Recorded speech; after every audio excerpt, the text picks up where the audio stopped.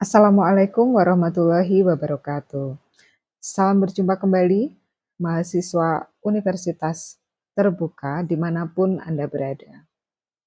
Mahasiswa sekalian, pada pertemuan kali ini kita akan membahas terkait manajemen sumber daya manusia dalam mencapai keunggulan bersaing.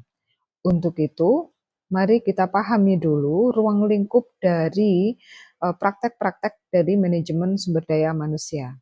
Yang pertama terkait dengan analisis pekerjaan, rekrutmen dan seleksi, pelatihan dan pengembangan, penilaian kinerja, kompensasi, mutasi hingga pada pemeliharaan. Nah, selanjutnya apa saja kompetensi yang harus dimiliki oleh seorang profesional sumber daya manusia? Yang pertama tentu saja terkait pelaksana operasional. Maka seorang yang profesional di bidang SDM, dia harus mampu menerapkan kebijakan di tempat kerjanya.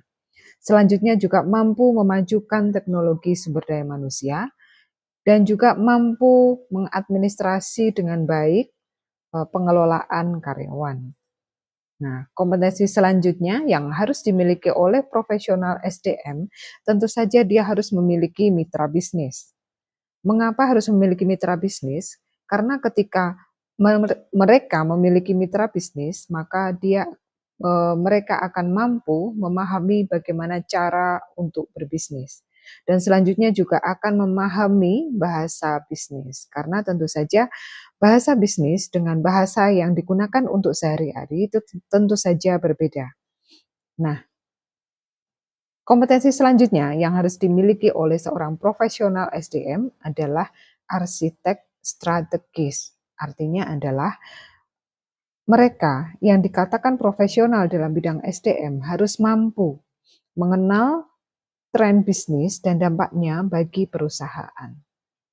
Dan juga mampu sebagai SDM berbasis bukti.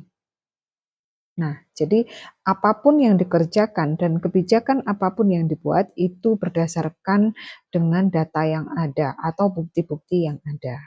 Nah, selanjutnya, seorang yang profesional di bidang SDM juga harus mampu mengembangkan strategi karyawan yang berkontribusi terhadap strategi bisnis.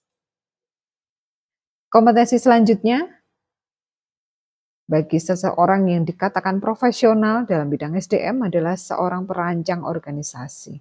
Dia harus mampu mengembangkan bakatnya sendiri ataupun anggota organisasinya.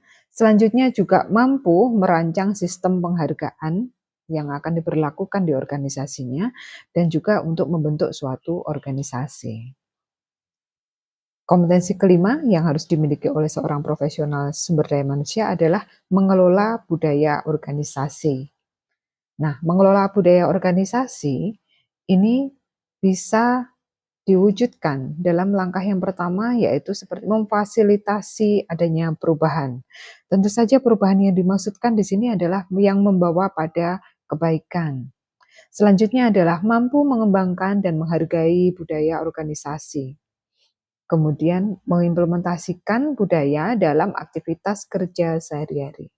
Jadi, seorang yang dikatakan profesional di bidang SDM memang harus mampu menyesuaikan diri dan punya daya, istilahnya mampu untuk mengambil sikap yang bijak dalam situasi apapun.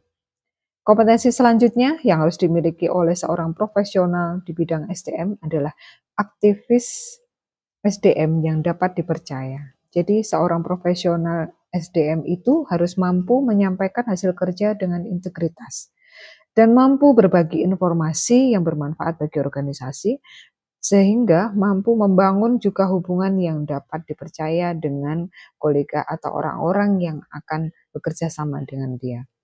Nah, itu tadi mahasiswa terkait materi pertama dalam tema MSDM mencapai keunggulan bersaing. Kemudian materi yang selanjutnya akan kita sampaikan pada pertemuan selanjutnya. Sekian, terima kasih.